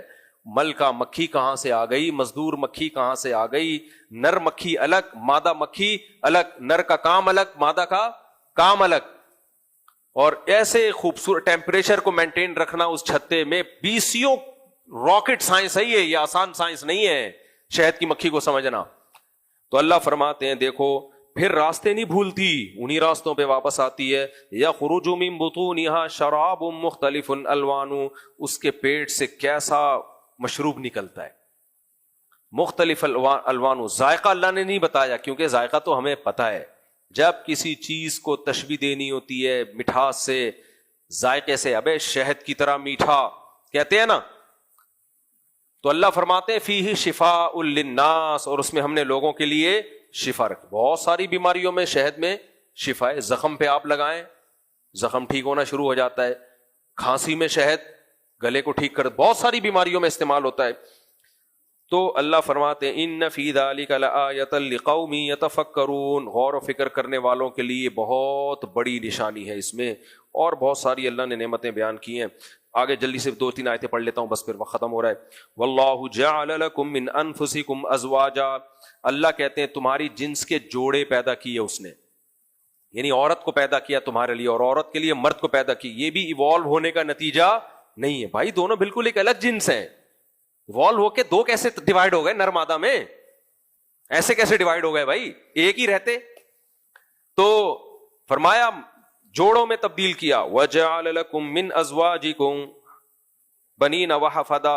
اور اگر اتفاق سے نر مادہ بن گئے تو اتفاق سے بنی ہوئی چیزوں میں کوئی لاجک ہوتی ہے, اس کے کوئی فائدے ہوتے ہیں؟ کہا جوڑا بنایا تمہارے لیے عورت کی شکل میں, اس سے تمہیں اولاد دے دی. سمجھ میں آ رہی ہے بات کہ نہیں آ رہی ہے؟ واہ بھائی واہ, یہ کیسا حسن اتفاق ہے کہ ایوالو ہو کے ایسی چیز بنی کہ جو ہمیں راحت کا ذریعہ بھی بن رہی ہے, خوشی کا ذریعہ بھی بن رہی ہے, ہماری ڈیزائرز کو پورا کرنے کا ذریعہ بھی بن رہی ہے, اور اس ڈیزائر کے نیچے میں اولاد مل رہی ہے ہمیں. وہ بنین وحفدا, فرمائے پھر اولادوں کو اولاد دیتا ہوں, یعنی جوانی میں باپ بناتا ہوں, بڑھاپے میں دادا بناتا ہوں. یہ بھی نیچر ہے کہ بڑھاپے میں انسان کو نانا دادا بننا ہے, اس کو پوتے نواسے چاہیے, وہ بھی مل جاتے ہیں تمہیں. ایوالو ہو رہے ہیں, یہ حسن اتفاق ہے. تبھی جنہوں نے یہ دعویٰ کیا نا حسن اتفاق ہے, اتفاق سے نہ وہ باپ بن رہے ہیں نہ وہ دادا بن رہے ہیں, کیونکہ انہوں نے فرض کر لیا یہ سب آٹومیٹیکلی خود بخود ہوا ہے. تو گرل فرینڈ بناؤ, پھر جب گرل فرینڈ بنے تو نہ اولاد مل رہی ہے اور نہ بڑھاپے میں دادا نانا بن رہے ہیں. گوروں کا بڑھاپا دیکھو, خدا کی قسم بہت ترس آتا ہے ان پہ. مولانا طارق جمیل صاحب کا ہم نے 30-40 سال پہلے کہیں بچپن میں بیان سنا تھا. وہ کہہ رہے تھے کہ انگریزوں کی جوانی سے متاثر مت ہو, ان کا بڑھاپا دیکھو. اب میں نے اپنی آنکھوں سے جا کے دیکھ لیا. جاپانیوں کی ٹرینوں سے متاثر نہ ہو, جس سائنسدان نے وہ ٹرین بنائی ہے اس کا بڑھاپا دیکھا کرو. بولو یار تجھے ٹرین بنانے کا کیا صلہ ملا؟ تنہائی تنہائی, نہ پوتے نہ بہویں نہ بیٹے نہ بیٹیاں نہ نواسے نہ نواسیاں. گڑیا خرید کے لوگ بڑھیوں کو دے رہے ہوتے ہیں. ہاں گاؤں دیہاتوں میں کچھ ان کے حالات ٹھیک ہیں, بہتر ہے. شہروں میں پڑھے لکھے لوگوں میں تو پروگرام ان کا برباد ہو گیا. تو اللہ فرماتے ہیں اللہ کی یہ نعمت ہے, اس نے تمہارے لیے بیوی کو پیدا کیا, جوڑے کو پیدا کیا, اور اس سے تمہیں اولاد اور پھر اولادوں کی اولاد دیتا ہے. تو یہ بھی ایک نعمت ہے. افبالباطل یؤمنون, فرمایا کیا تم باطل پر ایمان لے کر آتے ہو, جس نے یہ کچھ بھی نہیں دیا تمہیں, جو ان باتوں کو مانتے ہی نہیں ہے, اللہ کو چھوڑ کے ان کی طرف جا رہے ہو. وَبِنِعْمَتِ اللَّهِ هُمْ يَكْفُرُونَ, اور اللہ کی نعمتوں کا انکار کر رہے ہو تم. جلدی سے 2 آیتیں اور پڑھ لیتا ہوں, بہت زبردست صورت ہے یہ. آگے اللہ فرماتے ہیں وَاللَّهُ أَخْرَجَكُم مِّن بُطُونِ أُمَّهَاتِكُمْ, اللہ ہے جو تمہیں تمہاری ماں کے پیٹ سے باہر نکالتا ہے. کتنا بڑا زبردست ایک قدرت کا ایک شاہکار ہے. بنتے رہتے ہیں ماں کے پیٹ میں, 9 مہینے تیار ہو جاتے ہیں, تو باہر آنے کا ٹائم, چلو بھائی یہ بن چکا ہے, کنسٹرکشن کا کام مکمل ہو چکا ہے, اب اسے دنیا میں لے کر آؤ. فرمایا جب وہ باہر نکالتا ہے لا تعلمون شیئا, تمہیں کچھ پتا نہیں ہوتا مجھے ماں کے پیٹ میں کون بنا رہا تھا, کیسے بنا رہا تھا. ماں تو پیٹ میں بوجھ لیے چل رہی ہوتی ہے, خود ماں کو نہیں پتا کہ قدرت کی کیسی شاہکاریاں اللہ میرے بطن میں کر رہا ہے. فرمایا پورا بنانے کے بعد ہم تمہیں باہر نکالتے ہیں. اس سے بھی پتہ چلتا ہے کہ یہ جو آپریشن سے بچے ہو رہے ہیں یہ ڈاکٹر نکال رہے ہیں, یہ اللہ نہیں نکال رہا. بیمار سوسائٹی میں ہزاروں میں 2-4 ہوتے ہیں, ہمیشہ سے ہوتے رہے ہیں جو کیس بگڑ گیا. لیکن یہ ولادت کا عمل یہ نیچرل ہے, اس میں اصولی طور پر تو ڈاکٹر کی ضرورت ہی نہیں ہے, ضرورت ہی نہیں ہے. ڈاکٹر کی حکیم کی ضرورت وہاں ہوگی جہاں اولاد نہ ہو رہی ہو. اولاد نہ ہونا نیچرل ہے, نیچرل نہیں ہے. اولاد ہونا تو نیچرل ہے, اس کو بھی ایک بیماری بنا دیا گیا ہے. اور پھر وہ جو قصائی بنے ہوئے ہیں نا ڈاکٹر, جو چیر پھاڑ آپریشن. پہلے تو ہمارے پاس فون آئے کرتے تھے, خود ہسپتال والے بتاتے تھے بھائی ہمیں اتنا ٹاسک, ہمیں اتنا مہینے سال کی ارننگ پوری کرنی ہوتی ہے, تو اس کے لیے ہمیں آپریشن مجبوری ہے ہماری. ڈاکٹر کہتے ہیں کہ اسپتال میں اگر ہم نہیں دیں تو وہ ہمیں نکال دیں باہر, ہمیں آپریشن کرنا پڑتا ہے. تو یہ جو ہر دوسری تیسری خاتون کو آپریشن ہو رہا ہے یہ نیچرل نہیں ہے, خوب سمجھ لو. یہ ڈاکٹروں کی بدماشی ہے, کیونکہ ایک نیچرل پروسیس ہے. وہ کبھی 100 میں 1 آدھ بیمار ہوتے ہیں, موت کا خطرہ ہو سکتا ہے, لیکن 100 میں 1 آدھ کے نارمل ہو رہے ہیں, 99 کے آپریشن سے ہو رہے ہیں. یہ ڈاکٹروں کی بدماشی ہے. فطرت لوگ کہتے ہیں ایکچولی وہ غذائیں نہیں رہی ہیں, اصل میں فارمی مرغی کھا رہے ہیں. تو بلی بھی تو فارمی مرغی کھا رہی ہے. آج کوئی دیسی مرغی کھانے والی بلی دیکھی آپ نے؟ تمام جانوروں کا یہ پروسیس آج بھی نیچرل ہے. خواتین غصے ہوتی ہیں ہمیں جانوروں پہ قیاس کر رہے ہو. بھائی ہم میڈیکلی تو حیوان ہے نا, میڈیکلی ہم کیا ہیں؟ مینٹلی ہم انسان ہیں, میڈیکلی تو جانوروں پہ ہی تجربے کر رہے ہوتے ہیں ڈاکٹر انسانوں پہ تجربے سے پہلے. اب چوہوں پہ تجربے ہوتے ہیں دواؤں کے, پھر انسانوں کو کھلائی جاتی ہے. اب کوئی کہے ہم کوئی چوہے ہیں, سائنسدان سے بول رہے ہم کیا چوہے ہیں جو پہلے چوہے پہ تجربہ کیا میرے پہ تجربہ کر رہا ہے. ہم نے مینڈک کا آپریشن بچپن میں کیا نظام ہاضمہ سیکھنے کے لیے. ہم اگر ڈاکٹر بن جاتے پھر انسان پہ, وہ کہتا میں کوئی مینڈک ہوں, پہلے تو نے مینڈک پہ تجربہ کیا میرے پہ کر رہا ہے. بھائی ہم کیا کہیں گے, بھائی بہت ساری چیزیں جانوروں اور انسانوں میں سیم ہوتی ہیں تو وہ تجربے وہاں ہوتے ہیں. تو یہ جو بچوں کی ولادت کا پروسیس ہے یہ جانوروں میں اور انسانوں میں سیم ہے. ان کے آپریشن سے نہیں ہو رہے تو ان کے کیوں ہو رہے ہیں؟ ان میں بھی ہزاروں میں کوئی ایک دو کیس بگڑ جاتے ہیں جس سے وہ مر جاتے ہیں, تو انسانوں میں بھی ہزاروں میں ایک دو بگڑتے ہیں تو آپریشن سے آپ بچا لو ان کو, کس نے منع کیا ہے؟ لیکن ہزاروں میں ایک کا آپریشن نہیں ہو رہا, ایک نارمل ہو رہا ہے ہزاروں میں. اور جس عورت کے 2 بچے نارمل ہو گئے, تیسرا اس کا بھی آپریشن سے. تو یہ بدماشی ہے ڈاکٹروں کی, حرام خوریاں ہیں ڈاکٹروں کی. جامعہ رشید والوں نے ایک ہاسپٹل کھولا تھا, میٹرنٹی ہوم کھولا. اس میں کیا ہوا, ایک کیس آیا اور بڑے ایماندار ڈاکٹر بٹھائے کہ بھائی بہت احتیاط سے نارمل ڈیلیوری ہوگی. ڈاکٹر نے بولا 100% آپریشن ہے. وہ خاتون غصے میں باہر چلی گئی, ٹیکسی میں ہی بچہ پیدا ہو گیا اس کے نارمل. جامعہ رشید والوں نے ہاسپٹل ہی بند کر دیا کہ ہمیں بدنام کریں گے یہ ڈاکٹر لوگ. اپنے گھر کی باتیں نہیں بتانی چاہیے. میرے گھر میں ابھی بچے کی ولادت تھی 1.5 سال پہلے, میں یورپ میں تھا, گھر والوں کا فون آیا, والدہ آ گئی, ہمارے ریلیٹو آ گئے, ہاسپٹل لے کر گئے. لیڈی ڈاکٹر نے بولا 100% آپریشن ہے, یہ نارمل کیس نہیں ہے, آپ کی جان چلی جائے گی, یہ ہو جائے گا. میرے پاس فون آیا یورپ میں, میں نے کہا بھائی میں کچھ نہیں کہتا اس بارے میں. گھر والوں نے ہمت کی, یہیں کا ہاسپٹل, میں نام بھی بتا سکتا ہوں, فائدہ نہیں ہے بتانے کا. گھر والوں نے کہا نہیں, والدہ کو لے کے دوسرا ہاسپٹل چینج کیا, نارمل ڈیلیوری ہو گئی. صحیح ہے نا؟ تو میرے ساتھ, میں تو 19:15 کی رپورٹ لے کے ایسے ہی تھوڑی گھوم رہا ہوں, میں 19:15 کی رپورٹ. ڈاکٹروں کی بدماشیاں ہیں, اس کے خلاف احتجاج کرو. سمجھ رہے ہو آپریشن سے بچے پیدا ہونے کا نقصان کتنا ہوتا ہے؟ عورت کو ہوتا ہے سب سے پہلا نقصان, اس کی فزیکل فٹنس کی ایسی کی تیسی. آج خواتین کتنا فٹنس کا خیال کرتی ہیں, ویٹ نہ بڑھے اور یہ نہ ہو اور وہ نہ ہو. آپریشن کے بعد سب سے پہلا سائڈ افیکٹ کیا ہوگا؟ ویٹ. تو اور آگے پھر بچوں پیدا ہونے میں مسائل. آپ دادیاں نانیوں کو دیکھو, 10-10 11-11 بھی بچے ہوتے تھے, بالکل سلم اسمارٹ. یہ جو نیچرل ڈیلیوری ہے نا, نارمل ڈیلیوری, اس سے عورت کے کو کوئی نقصان نہیں ہوتا. 10 کے بعد بھی وہ, میں نہیں کہہ رہا 10 ہو جائیں, 10 کے بعد بھی وہ ایسی ہی لگے گی جیسے پہلا بچہ ہوا ہے, کوئی فرق نہیں, یہ نیچرل ہے. تو لیکن آج ڈاکٹروں نے اس کو ایک دھندا بنا لی, اور باہر ملکوں میں نہیں ہے یہ. ہانگ کانگ میں, چائنا میں, جو ہمارے ریلیٹیو میں بتاتے ہیں, وہاں تو عورت کہہ رہی ہوتی ہے آپریشن کرو, ڈاکٹر کہتا ہے نہیں, کیونکہ اگر ڈاکٹر نے آپریشن کر دیا اس پہ کیس ہو جائے گا. پیشنٹ کے کہنے کے باوجود آپریشن نہیں کرتے, کیس ہو جائے گا کہ کمبخت ایک نیچرل تھا, تو نے یہ کہ عورت ہے, یہ کوئی بکرا نہیں ہے, کسائی, تو کسائی نہیں ہے کہ جب چاہے جہاں سے. جب بکرا ہم ذبح کرتے ہیں تو کبھی ہم یہاں سے کاٹ رہے ہوتے ہیں, کبھی یہاں سے کاٹ رہے ہوتے ہیں, تو وہاں کیس ہو جاتا ہے. امریکہ میں, کینیڈا میں, جاپان میں کیس ہو جاتا ہے. صرف ہمارے انڈیا کا مجھے نہیں پتا کیا چل رہا ہے, ہمارے ملک میں بدماشی ہے, دبا کے بدماشی ہو رہی ہے. تو کوئی ہوتے ہیں کیس 2-4 ایسے بھی ہوتے ہیں, جو 100 میں 1 آدھ ایسے ہوتے ہیں جن میں آپریشن نہیں ہوا تو موت کا واقعی خطرہ ہوتا ہے, 100 میں 1 ہونا چاہیے وہ.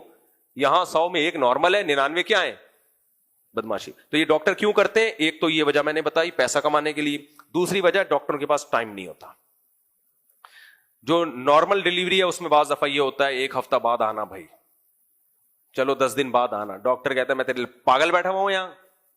جو لیڈی ڈاکٹر ہے نا گائنی کی, وہ کہتی ہے چھوڑو یار اس کو, لاؤ مارکیٹ میں, ابھی ٹائم نہیں ہے ہمارے پاس. صحیح ہے, اور بھی بہت سارے غم ہے زمانے میں. تو یہ سب بدماشی ہے, تو اس کا حل ہونا چاہیے, اس کے خلاف آواز اٹھاؤ. چلو میرے بھائی, اب پیشنٹ تو ڈاکٹر سے لڑ نہیں سکتا نا. ڈاکٹر کہتے ہیں موت کا خطرہ ہے, وہ کیا کرے گا بھائی؟ خطرہ ہے تو اب کیا کریں, وہ تو ڈر گیا بیچارہ, اس کا تو وہ تو رسک تھوڑی لے گا وہ, کیونکہ بعض دفعہ ہوتا بھی ہے خطرہ, بعض دفعہ ہی ہوتا ہے, اتنا نہیں ہوتا جتنا ان لوگوں نے بنا دیا. ہم بس آیت کو میں مکمل کرتا ہوں. تو اللہ نے فرمایا اخرجکم من بطون امہاتکم, اللہ تمہیں تمہارے ماؤں کے پیٹ سے باہر دنیا میں لاتا ہے. لا تعلمون شیئا, تمہیں کچھ بھی پتہ نہیں ہوتا اس نے کیسے تمہیں بنایا, کتنی بڑی تمہیں نعمت دے دی زندگی کی. سب کچھ کر رہا ہوتا ہے اور تم بڑے ہو کر اسی کو بھول جاتے ہو. پھر آگے اللہ فرماتے ہیں الم یروا الی الطیر مسخرات فی جو السماء، دیکھتے نہیں یہ پرندے ہواؤں میں کیسے اڑتے ہیں، فضا میں کیسے بیلنس ان کا قائم ہوتا ہے. آپ نے دیکھا چیلوں کو کیسے کبھی یوں اترتے ہوئے اپنے پروں کو جیسے جہاز میں نہیں پیچھے پر نکل رہے ہوتے ایسے ہی یہ روکتے ہیں. تو یہ کیسے ہواؤں میں اڑ رہے ہیں. ما یمسکہن الا اللہ، ہواؤں میں ان کو اللہ کے سوا کوئی بھی نہیں تھامتا. ان فی ذلک لآیات لقوم یؤمنون، اس میں ایمان ڈالنے والوں کے لیے بڑی بڑی نشانیاں ہیں. اور بھی بہت ساری اللہ نے اپنی نعمتیں بیان کی کہ کیسے تم جانوروں کے چمڑوں سے گھر بناتے ہو، یوم ظعنکم و یوم اقامتکم، ایسے موویبل گھر ہوتے ہیں جو سفروں میں بھی تمہارے کام ہوتے ہیں. آج بھی لیدر کی کتنی چیزیں ہیں، ہم بستر لے کے چلے جاتے ہیں سفروں میں، بچھا لیا لیٹ گئے، یہ سب کی سب چیزیں جو میٹیریل ہے وہ اللہ کا بنایا ہوا ہے. اور فرمایا گرمی سے بچانے کے لیے الگ، سردی سے بچانے کے لیے الگ. اللہ کہتے ہیں یعرفون نعمت اللہ، یہ سب اللہ کی نعمتوں کو جانتے ہیں، پہچانتے ہیں.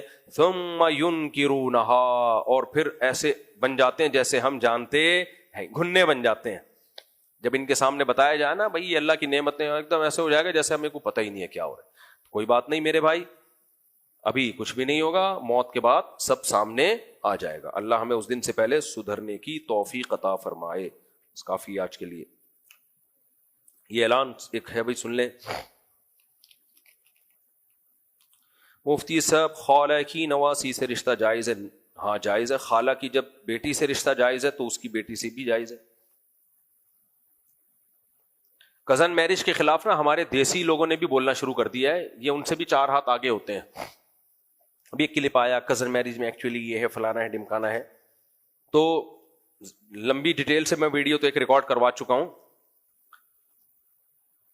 لڑکی جب 35 سال کی ہو جائے نا تو اس کے اولاد ہونے میں رسک کزن میرج سے بھی زیادہ ہے. اولاد کے افیکٹڈ ہونے میں، معذور ہونے کا رسک وہ کزن سے بھی زیادہ ہے. تو جب بھی کزن میرج کے بارے میں آپ سے کوئی بات کیا کرے نا، اسلام نے کزن میرج، یا آپ کزن سے شادی کرنا چاہ رہے ہو اور کباب میں ہڈی بن رہا ہو کہ نہیں اس سے یہ ہوگا، فلانا ہوگا، ڈمکانا ہوگا، تو بولے کہ بھائی یہ ریسرچ ہے کہ 35 سال کی لڑکی اگر ہو جائے تو اس سے اولاد میں بھی معذوری، بچے کے معذوری کا امکان زیادہ ہوتا ہے، اور وہ امکان کزن میرج کی نسبت زیادہ. تو جتنے بھی ملحد اور دیسی اور یہ ٹوپی ڈرامے لوگ چل رہے ہیں آج کل، یہ لوگ لڑکی کی جلدی شادی کے قائل نہیں ہیں. یہ سمجھ رہے ہو؟ بی بی سی کی رپورٹ میں نے خود پڑھی تھی، ایک سائنسی رپورٹ تھی کہ لڑکی کی بالغ ہونے کے بعد جتنی کم عمری میں شادی ہوگی، اولاد کے ہیلدی ہونے کے چانس اتنے ہی زیادہ ہیں. مگر اس رپورٹ کی بیس پہ ان کمبختوں نے، بے غیرتوں نے کبھی جلدی شادی کو پروموٹ کیا ہے؟ کزن کے پیچھے ہاتھ دھو کے پڑے ہوئے ہیں، کیونکہ مسلمانوں کا فیملی سسٹم بہت مضبوط ہے. میں مانتا ہوں کزن میں کچھ چانس ہوتا ہے، لیکن وہ رسک اتنا کم ہے کہ اس کی بیس پہ سوسائٹی میں جو کزن میرج کو ختم کرنے کے نقصانات ہیں وہ زیادہ ہیں. کزن میرج میں طلاق کا چانس کم ہوتا ہے، آپ دیکھے بھالے ہوتے ہیں، بہت سارے مسائل. نہیں پسند ہی نہیں ہے کزن تو ایک الگ بات ہے. تو اس لیے یہ ان لوگوں کی باتوں میں آنے کی بالکل ضرورت نہیں ہے. اور مشاہدے سے بڑھ کر کیا دلیل ہوگی؟ مسلمانوں میں ہمیشہ سے شادیاں کس میں ہوتی آ رہی ہیں؟ کزنوں میں.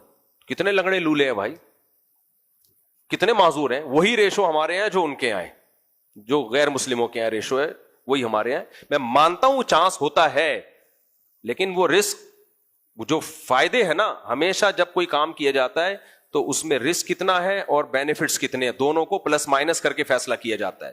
اس کی مثال ہے 35 سال کی لڑکی کی اگر اولاد ہوگی تو بچے کے معذور ہونے کا چانس ہے، معذور بچے کے پیدا ہونے کا چانس ہوتا ہے. لیکن ملحد لوگ اس کے، یا ایتھیسٹ لوگ یا لبرل لوگ اس کے خلاف اس لیے بولتے ہیں بھائی اگر ہم یہ بولیں گے تو 35 سال کی لڑکیوں سے پھر شادی نہیں کرے گا کوئی. سمجھ رہے؟ پھر تو ان کی اولاد ہی نہیں ہوگی، پھر تو مسائل کھڑے ہو جائیں گے. تو یار ہوتا ہے تو وہ اتنا کم ہوتا ہے کہ ہونے دو. تو ہمارے یہاں بھی کزن میرج ہوتی ہے اور اس میں رسک ہے، ہوتا ہے، لیکن وہ اتنا کم ہوتا ہے کہ اس کی بیس پہ ہم شادیاں نہیں روک سکتے.